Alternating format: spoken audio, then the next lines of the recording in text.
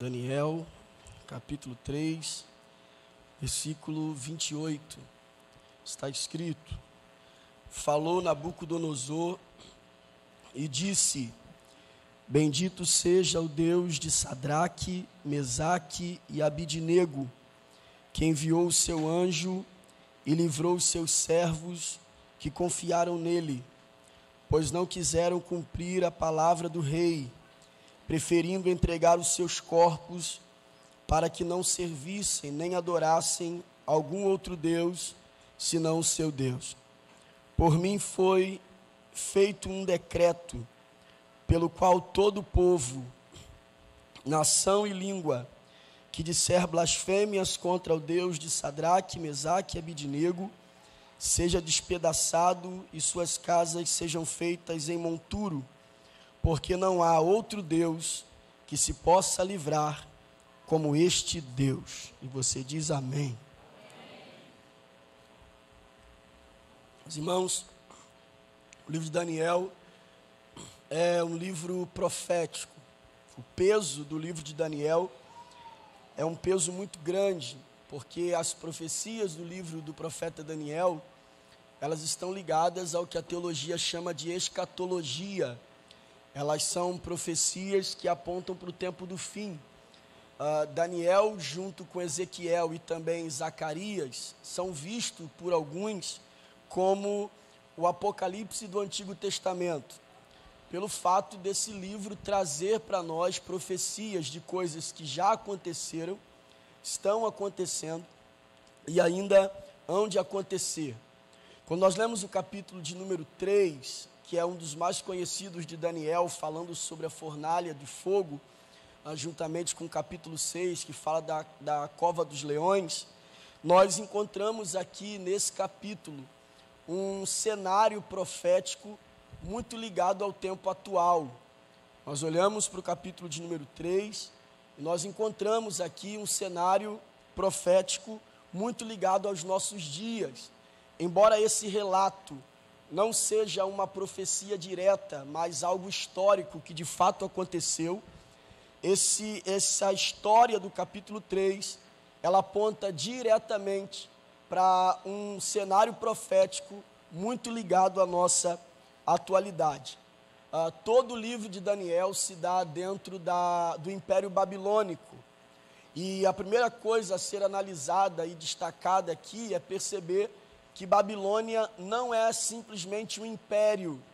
Biblicamente, Babilônia é um sistema que não está só ligado ou cercando o livro de Daniel, mas é um sistema que caminha desde Gênesis e só vai terminar em Apocalipse.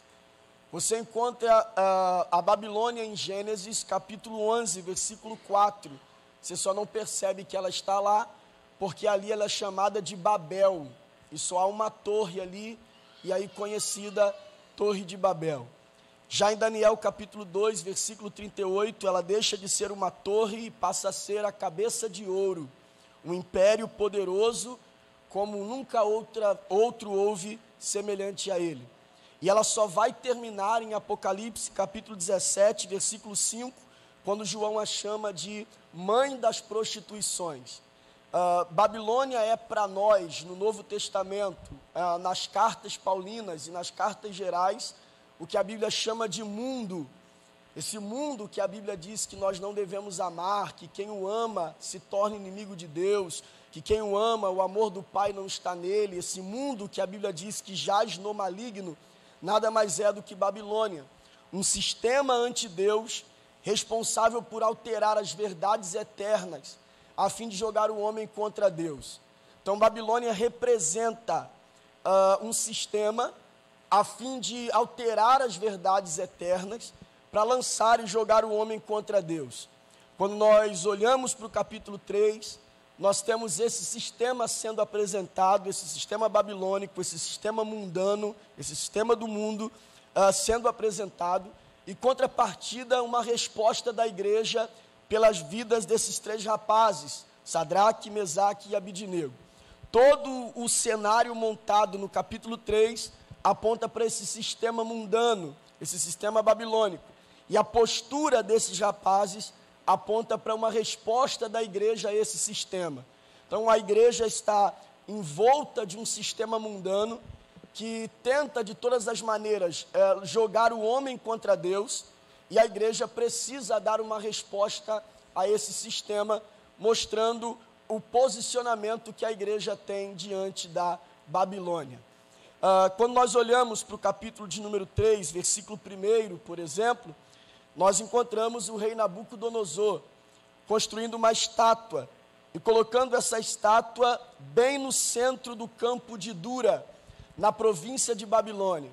Por que essa estátua é colocada no centro de um campo ou de uma praça na província de Babilônia? Porque essa estátua representa o objetivo desse sistema. E qual é o objetivo desse sistema? É o antropocentrismo, colocar o homem no centro, fazer com que o homem se sinta o centro de todas as coisas. E por que isso é nocivo? Porque quando o homem se sente o centro de todas as coisas, ele atrai tanto o ateísmo quanto o materialismo.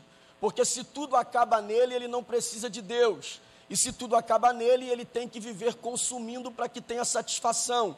Então a ideia do colocar o homem no centro é fazer com que o homem pense que tudo termina nele. E se tudo termina nele, ele precisa viver consumindo para manter a sua satisfação.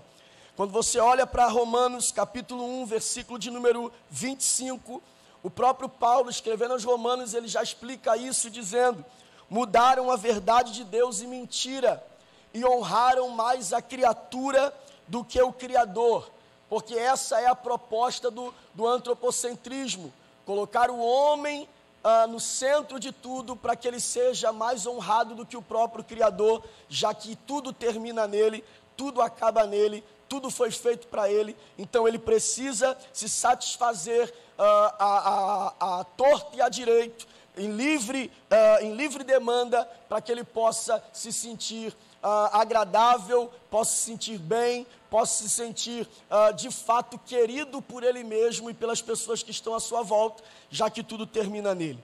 Quando nós olhamos ainda para o capítulo de número 1, versículo de número 1, nós encontramos a Bíblia afirmando que essa estátua, colocada no centro, ela é uma estátua de ouro puro, ela é dos pés à cabeça de ouro puro.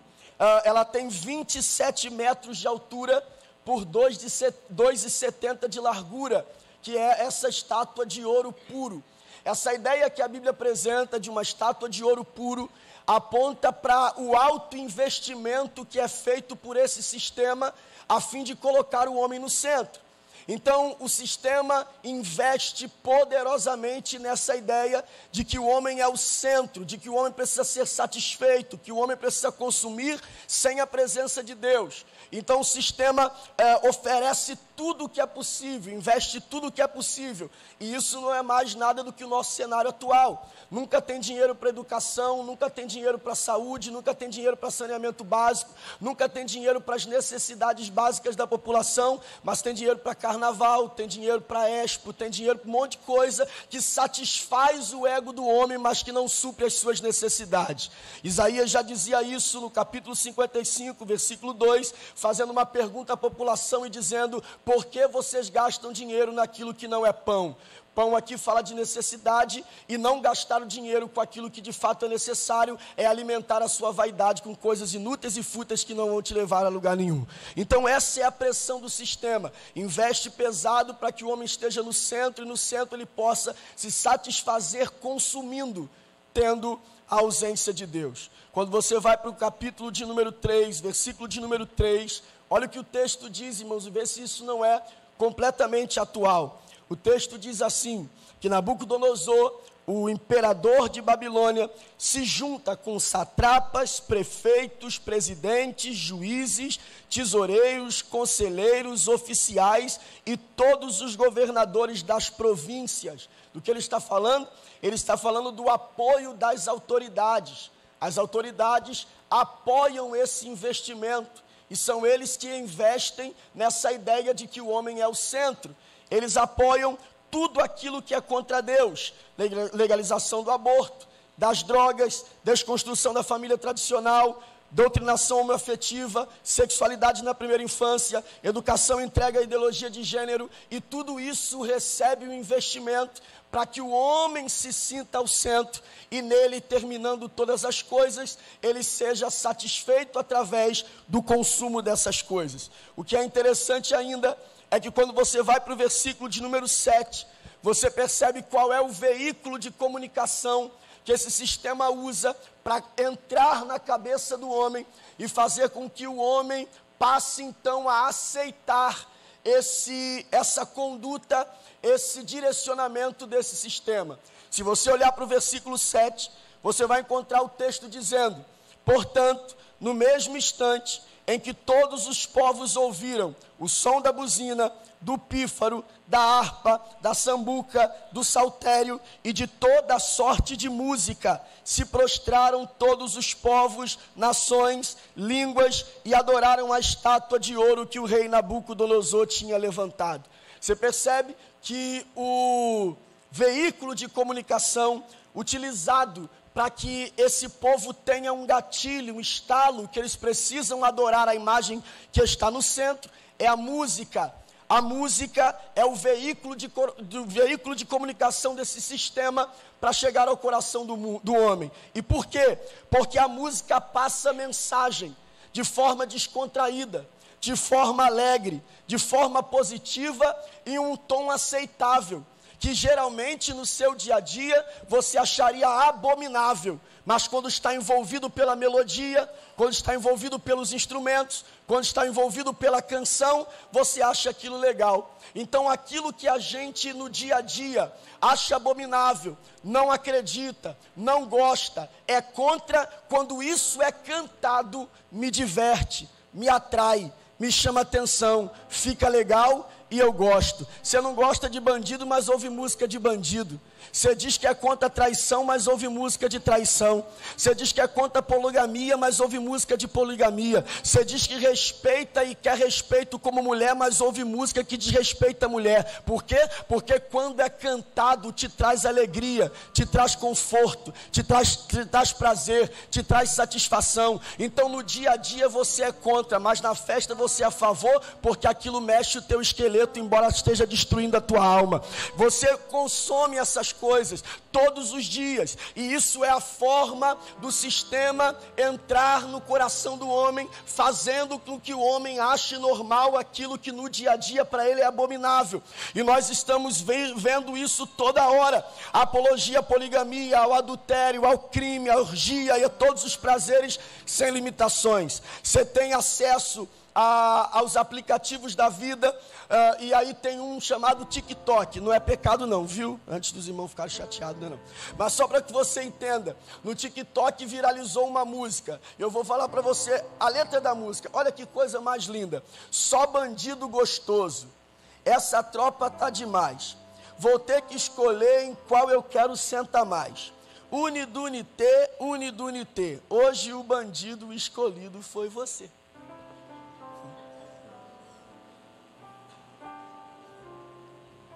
Eu odeio bandido, mas quando canta quer sentar no bandido. Eu quero respeito, mas escolhe o homem que quer. Como que alguém que é contra essas coisas absorve essas coisas achando interessante porque é cantado?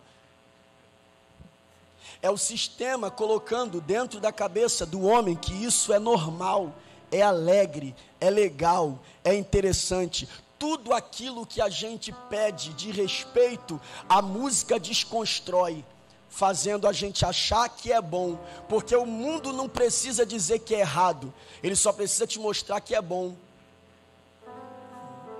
Quando o diabo foi falar com Eva, na serpente, ele não disse para ela que era errado comer o fruto, ela disse que era bom.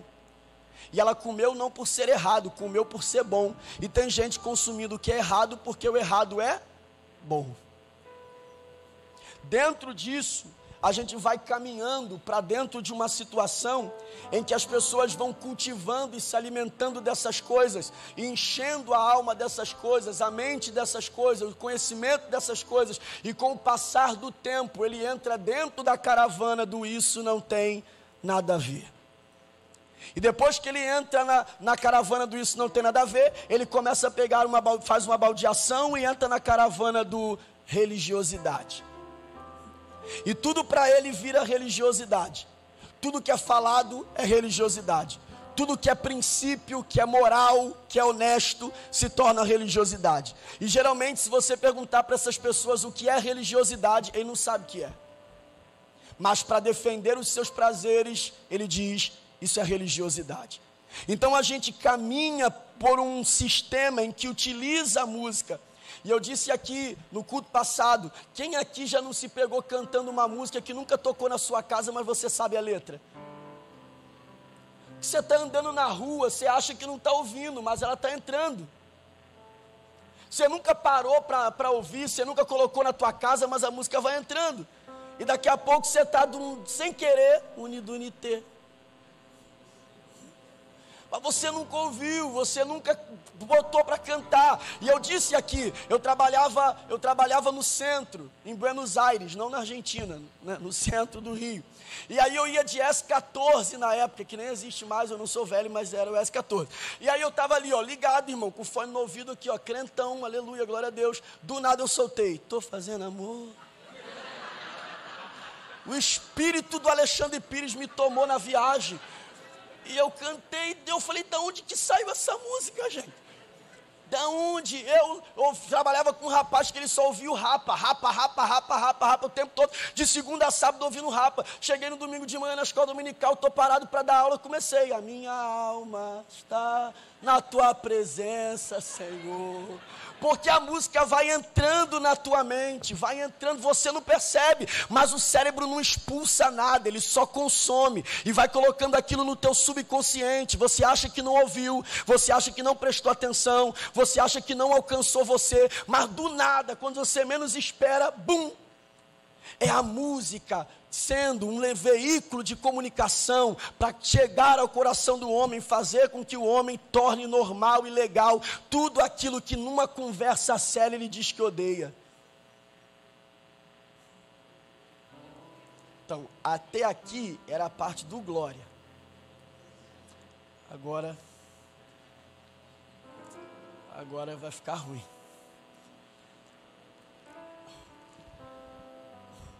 Qual é o objetivo?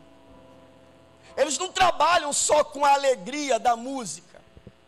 O texto diz, no versículo 6, que além deles trabalharem com essa função da música, utilizando a música como um veículo de comunicação para chegar ao coração do homem, eles não usam só a música, eles usam a fornalha.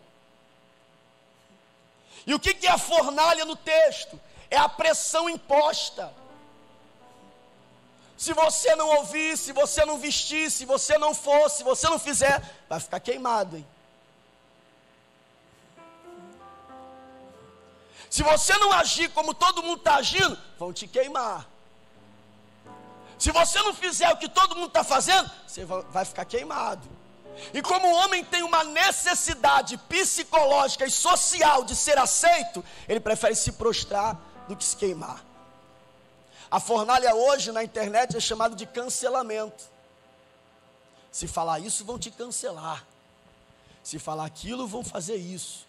E aí intimida o povo, vai jogando para cima do povo a pressão imposta e pela insegurança que a pessoa acaba sentindo de não ser aceito pela família, pelo amigo, pelo colega de trabalho, pelos vizinhos, ele se prostra para não ficar queimado. Essa é a sociedade que a gente vive, prostrada diante de um sistema anti-Deus, que faz ele achar que ele é a última Coca-Cola do deserto, a última bolacha do pacote, e que ele precisa ser todas as vezes, ter as suas vontades e necessidades, no sentido de vaidade, satisfeitas, para ele se sentir bem. Quando você olha para o texto, quando você olha para Daniel 3, você encontra uma geração inteira prostrada. E a pergunta que eu faço a qualquer um dos senhores e senhoras: se a gente sai daqui e encontra uma praça ali e vê todo mundo no chão, isso é normal? Isso é normal? Claro que não. Normal era a gente sair daqui e ver todo mundo em pé. Se você chega numa praça e está todo mundo jogado no chão, você vai dizer, alguma coisa está errada. Só que na Babilônia, normal era estar prostrado. Ficar em pé era um crime. Glória a Deus. Na Babilônia, ficar em pé é crime. Pena de morte para quem decidir ficar em pé. E aí a igreja precisa dar uma resposta para o sistema. Glória a Deus. A igreja precisa responder à sociedade. A igreja precisa responder esse aglomerado de coisa que não presta, sendo jogado dentro da nossa casa, esfregado na nossa cara, sem que a gente fale nada. A igreja precisa dar uma resposta. E qual é a resposta que esses meninos dão para a Babilônia? O texto diz que está todo mundo no chão. E eles dizem, mas nós não vamos nos prostrar. Nós não vamos nos prostrar. Em uma sociedade caída, ficar em pé é um crime. E eles estão olhando e dizendo, então nós cometeremos esse crime, porque nós não vamos nos prostrar diante de uma sociedade caída. Oh, glória a Deus. Oh, glória a Deus. O texto diz que além deles ficarem de pé e aquilo for visto como um crime, versículo 13 ao 16, diz que eles chegam diante do rei. Isso aqui é maravilhoso. O rei pergunta para eles assim, é de propósito que vocês não vão servir aos meus deuses? É de propósito que vocês não vão se curvar? É de propósito que vocês vão fazer isso? Essa expressão aqui de propósito não está ligada ao propósito no sentido de objetivo, mas propósito no sentido de verdade. O que ele está perguntando é, isso aí é sério mesmo? Glória a Deus. E eles vão dizer, a resposta é mais linda aí, diz, sim, é de propósito.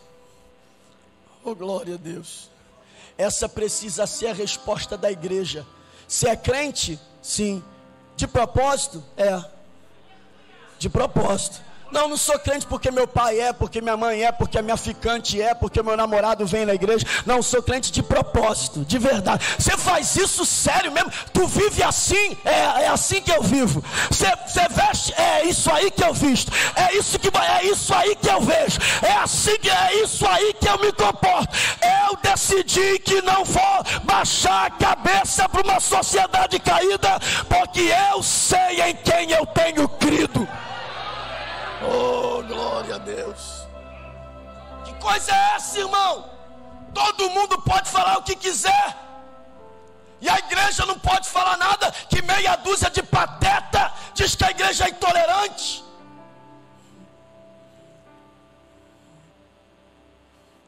Que a igreja não tem amor, que a igreja não tem respeito. Todo mundo afronta a Deus o dia todo. Estou ficando nervoso, mas estou bem. A pressão está no lugar. Todo mundo afronta a Deus o dia todo. O dia todo. E a gente não pode falar nada.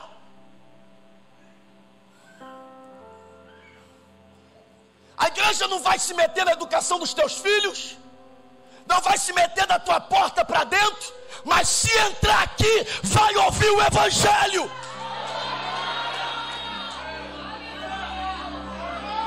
Vai ouvir a verdade, porque é a verdade que liberta. Aqui não manda ideologia de gênero, aqui manda ideologia de Gênesis. Deus criou homem, Deus criou mulher, e aqui,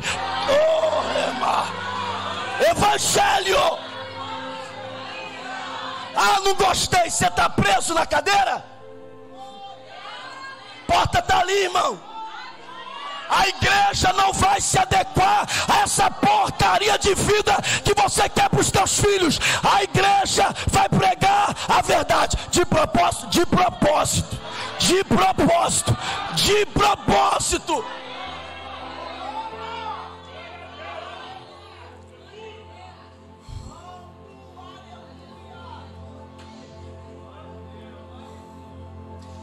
John MacArthur diz o seguinte: nunca suavize o evangelho. Se a verdade ofende, então deixe que se ofendam. Porque as pessoas ofendem a Deus o dia todo. Deixe que se ofendam pelo menos 1 minuto com a verdade. É uma afronta falar a verdade, então a gente vai te afrontar. O problema é que uma geração inclinada na mentira tem a verdade como afronta. Você conhece o ditado, o conto judaico, que a verdade saiu de mão dada com a mentira? E aí a mentira disse para a verdade: vamos tomar um banho. E aí elas tiraram a roupa e entraram no rio. A mentira saiu primeiro, pegou a roupa da verdade e saiu andando. A verdade se sentiu constrangida, não vestiu a roupa da mentira e saiu nua. O povo se escandalizou mais com a verdade nua do que com a mentira disfarçada.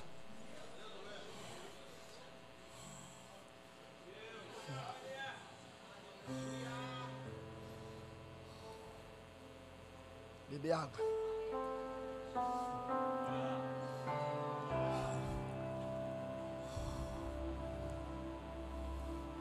Eles continuam. Nós vamos cometer o crime. Nós vamos ficar em pé. Nós vamos cometer a afronta. Nós vamos ficar com a verdade. E aí o rei olha para eles e fica esperando uma resposta deles. E olha a resposta que eles dão. Versículo 17. Ele diz assim, versículo 16: fique sabendo, ó rei, que sobre este negócio nós não precisamos te responder. Eis que o nosso Deus, a quem servimos, Ele pode nos livrar.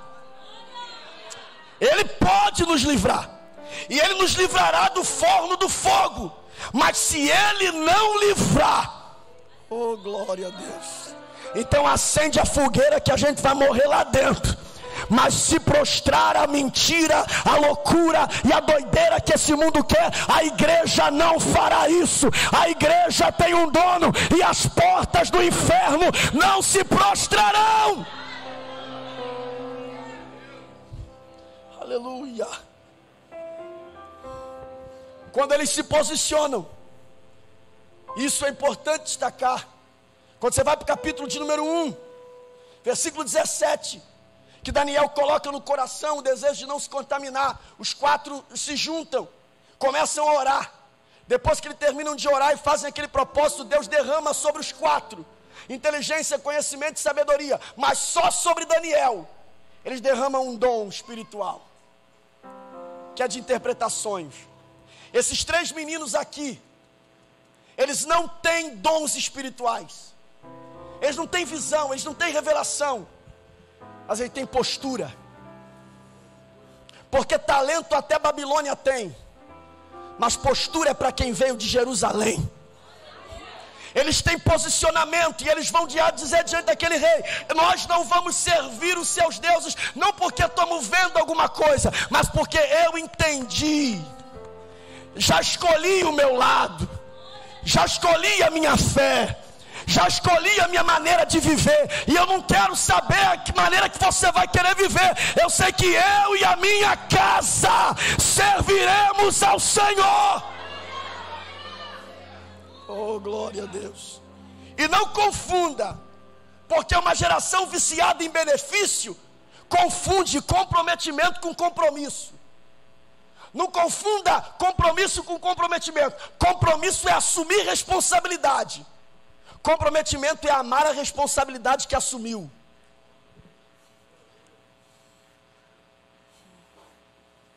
Eu não vou só à igreja, eu amo estar na igreja. Eu não levantei só a minha mão para Jesus, eu amo Cristo, quem eu levantei a minha mão para Ele. É esse estilo de vida que Deus espera da igreja. E é exatamente quando a igreja se posiciona, é que o mundo passa a conhecer coisas da igreja que não conhecia antes. O mundo só começa a conhecer coisas sobre a igreja quando a igreja se posiciona. Se a igreja não se posiciona, o mundo não conhece. Essa fornalha é necessária. Para quê? Para que Babilônia conheça a igreja. Para que Babilônia saiba quem é a igreja. O que é que Babilônia passa a conhecer na hora da fornalha? Versículo de número 24, está escrito, versículo 22, diz que quando os homens vão levar Sadraque, Mesaque e Abednego para ser queimado, antes que eles entrassem, os homens que os levaram morreram. Percebeu isso aqui? Eles estão levando eles para serem queimados, para jogarem eles dentro da fornalha. Quem jogou nem entrou e já morreu. Quando esses homens que jogaram morrem e eles caem lá dentro vivo, Babilônia percebe: que força é essa? Oh, glória a Deus. Sabe o que o mundo fica louco? É que ele não sabe que força é essa que segura esse povo vivo onde muita gente já morreu. Tem gente que se pegasse meia prova, não precisava pegar a tua prova inteira não, se pegasse meia prova que você vive, já estava morto. Oh, glória a Deus. Mas eles só percebem isso quando a igreja está na fornalha. E aí quando a igreja está na fornalha, quem está lá fora diz: como é que aguenta? Como é que anda como se não tivesse acontecendo nada? Como é que caminha como se não tivesse problema? Como é que anda como se não tivesse nada acontecendo? Como é que continua cantando, dando glória, dando aleluia, levantando a mão, indo para a igreja, como se tivesse acontecido nada? Gente sofreu menos do que isso, gente nem entrou na fornalha e já morreu. Esse povo está dentro da fornalha e andando como se não tivesse passando por nada. Como é que pode isso? Isso é força deles? Não, isso é promessa de Isaías: quando passares pelo fogo, eu estarei contigo. Oh, glória. Oh, glória. Nós só sabemos a força que a igreja tem quando a fornalha é acesa. Segundo, Babilônia só percebe que a igreja não anda sozinha quando a fornalha é acesa. Jogaram quantos? Jogaram quantos? Jogaram quantos? Só que esses 3 que foram jogados não viram que tinha mais um. Sadraque não disse para Mesaque: Mesaque, que cara é esse aqui? Mesaque não disse para Abednego: quem é esse? Não, eles só andavam. Quem viu foi o rei. Não eram 3? Oh, glória a Deus. Eram 3, eu estou vendo um ali. Diferente desses 3, esse que anda no fogo com eles é semelhante ao Filho de Deus. Tem alguém que anda com eles, tem alguém que caminha com eles, tem alguém que vai e volta com eles. O fogo está alto, mas quem caminha contigo, já foi cantado aqui, tem olhos como chama de fogo. Tem vezes que você acha que está sozinho, mas quem está de fora está vendo. Para estar andando num fogo alto desse jeito, ele não está sozinho, ele não está sozinho, ele não está sozinho. Foi isso que ele prometeu: eis que estou convosco todos os dias, até a consumação dos séculos. Oh, glória. Oh, glória. O que é que Babilônia só enxerga quando a fornalha acende? Primeira, a força que eles têm. Segundo, a companhia que eles andam. Terceiro, a grandeza do Deus que eles servem. Oh, glória a Deus. Como é que anda e não queima? Como é que sai da fornalha como se não tivesse nem cheiro de fumaça? Oh, glória a Deus. Nabucodonosor diz: pega um papel aí, eu vou escrever um decreto. E qual decreto? Ninguém vai servir outro Deus em Babilônia. que não seja o Deus de Sadraque, Mesaque e Abidnego, porque nenhum outro Deus livra como este Deus. Oh, glória a Deus. Qual é o fim da Babilônia? Daniel capítulo 2, versículo 37. Daniel tem uma revelação de uma outra estátua, só que essa estátua representa os governos humanos. Então ela começa com cabeça de ouro, peito de prata, ventre de bronze, perna de ferro e pé de barro. Daniel passa para Nabucodonosor que aquela estátua representa todo o governo humano. E aí Daniel, na revelação, vê que uma pedra sem mão, sendo jogada do alto para baixo, bate exatamente no pé de barro da estátua. E toda a estátua desmonta. Essa estátua que Daniel vê no capítulo 2, representa a nossa geração. Mente brilhante, mas sem firmeza. Cabeça de ouro, mas pé de barro. Conhece de tudo um pouco, mas não se firma em nada. Conhece de tudo que você perguntar, sempre tem uma resposta na ponta da língua, para tudo que você fala, mas nunca se firma em nada, porque a cabeça é de ouro, mas o pé é de barro. Só que quem conhece o homem, sabe onde jogar a pedra. Oh, glória a Deus. A pedra vem do alto para baixo e acerta o pé de barro. Qual é o fim de Babilônia? Apocalipse 18, 1 e 2.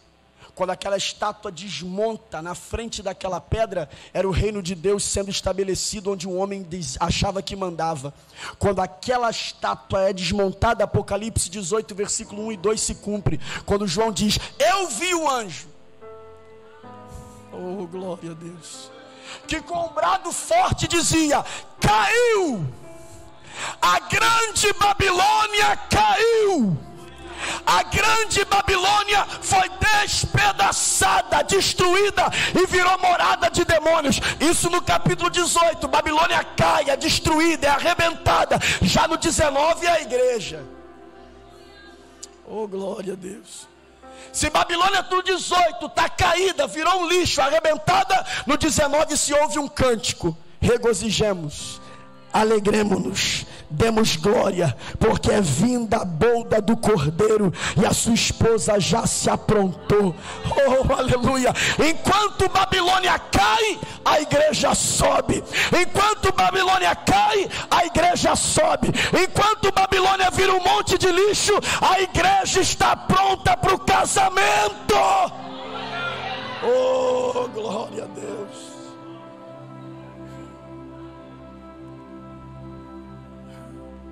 Jesus escreve, ou João escreve, capítulo 16, e eu gosto de dar esse exemplo, falando sobre Jesus e a sua vinda, a sua ressurreição, e ele diz assim: se preparem, porque assim como uma mulher sente dores de parto, antes de dar à luz, vocês também sentirão. Mas quando vocês virem o rosto do Filho, vocês esquecerão de todas as dores que passaram. Oh, glória a Deus. Jesus está voltando. Jesus está voltando. O interessante é que quando Jesus disse isso, não tinha cesariana não tinha hack, não tinha nada disso. Era parto normal. O máximo que tinha era uma parteira. E qual a função dela? Agarrar o braço da mãe. E a mãe está lá: ai, vou morrer. Ai, não aguento mais. Ai, não tenho mais força. E a parteira: força, força, força, força. E a mãe: eu vou morrer, não estou aguentando, está doendo muito. E a parteira: força, força, força. Quem é essa mulher? Essa mulher é a igreja. Quem é essa parteira? O Espírito Santo. Está doendo e a gente diz: não aguento mais. Ele agarra aqui e diz: força, força, força. Vou parar. Força, força. Não aguento mais. Força, força. Não estou suportando. Força, força. Paulo também disse: eu não estou aguentando mais, tira essa dor de mim. Deus diz: a dor não posso tirar, mas a graça te basta para suportar mais um tempo. Força. Tem uma linguagem na obstetria, falei bonito agora, estava guardando essa palavra para o culto das 7, que é: o filho está coroando. É quando a cabeça do filho está saindo. Quando isso acontecia, a parteira não ficava do lado da mãe, ela entrava no meio das pernas da mãe. E aí ela já não gritava mais força, falando com a mãe. Ela gritava para o menino: vem menino, vem menino, vem menino, vem menino. A mãe entendia que o menino estava vindo, e ela dizia para a parteira: está vindo? Ela dizia: está vindo. E ela não gritava mais: ai, vou morrer. Ela juntava com a parteira e dizia: então vem menino, vem menino, vem menino, vem menino, vem menino.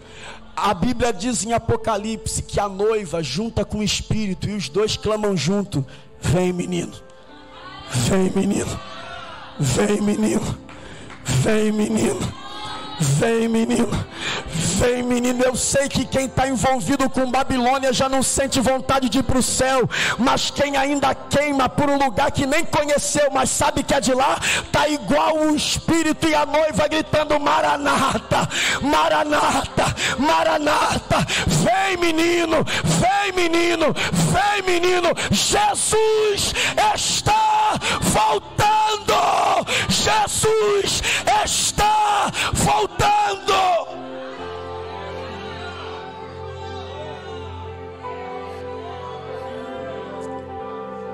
Pegue a mão desta pessoa do seu lado, por favor.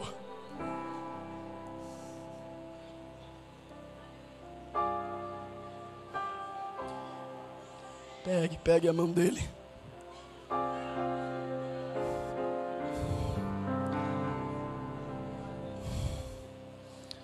Feche os seus olhos, por gentileza. Vai doer, mas não é dor de morte, é dor de parto.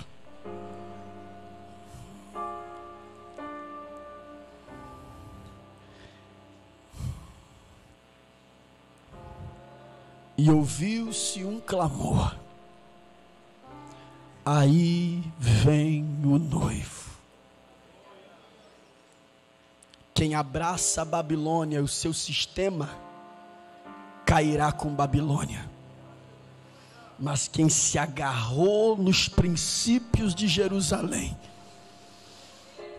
por mais que doa, ele entende: eu estou aqui, mas não sou daqui.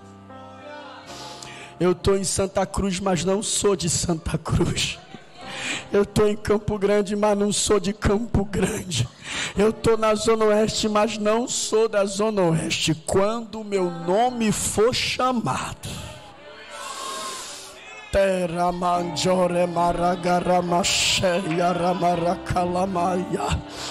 quando a trombeta tocar, eu sei para onde eu estou indo. O meu coração grita como a parteira grita para a criança que está coroando: vem menino, vem menino, vem menino, vem menino. O Espírito que está dentro de nós não é de escravidão, disse Paulo, mas de adoção. E esse Espírito grita dentro de nós: Abba Pai, Abba Pai, Abba Pai, Abba Pai, meu Pai, vem Pai, Pai. Ei, Mahaseia, Turimiandele Maraxéria Gome Reface. Levante a mão desse crente, por favor. Lara Suriandai, Energia Suriandalamaia, Teregio Santuriandalamas. Eu oro para que o teu coração queime.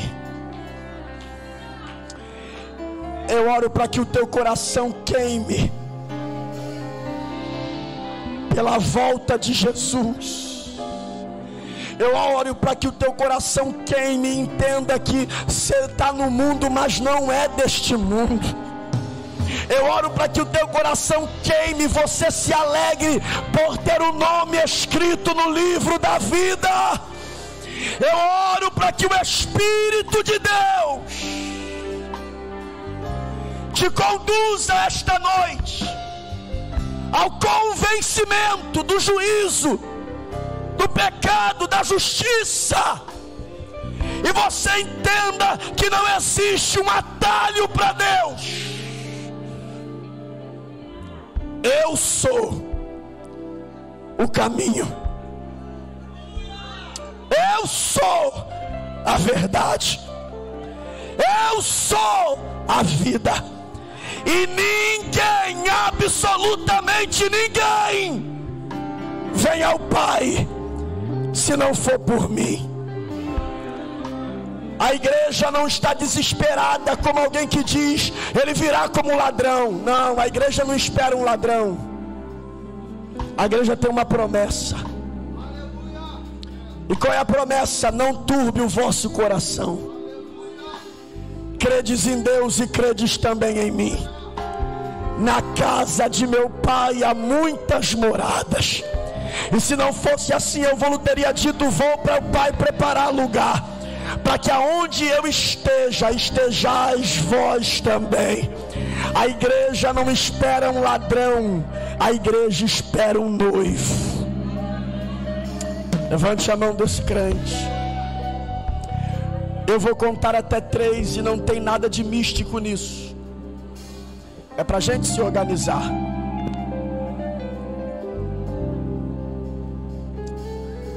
E quando eu contar até 3, você que ama Jesus, que sonha com o céu, que olha para esse mundo e sente nojo desse mundo, que vê que a insegurança desse mundo, você leva o filho para a creche e tem medo, que o cara entra na creche e atira em todo mundo. Você deixa o filho na escola e tem medo que alguém entra na escola e atira. Agora você não pode nem deixar tua mulher ter filho, que ela está na mesa de parto e alguém pode estuprá-la. Esse é o mundo. Essa é essa nojeira que você ouve todo dia e acha legal quando é cantado, sem respeito, sem pudor, sem amor. Mas a igreja sonha com o dia em que o céu vai abrir. Ei, Mahacheia, Tekalamachuri me cantarabaia. Aleluia! E Ele limpará dos nossos olhos toda lágrima. Não haverá mais morte, nem pranto, nem choro e nem dor. Quando eu contar até 3, se você ama Jesus e anseia por este dia, você vai dar um grito de vem. Um grito de vem. E quem sabe Ele não vem agora. E quem sabe Ele não deseja nos levar agora. Se você está enrolado com Babilônia, o problema é seu. Eu sou de Jerusalém. Babilônia vai cair. Todo esse sistema anti-Deus será derrubado. 2, a igreja está pronta para o casamento. 3, abre a tua boca e chama Ele.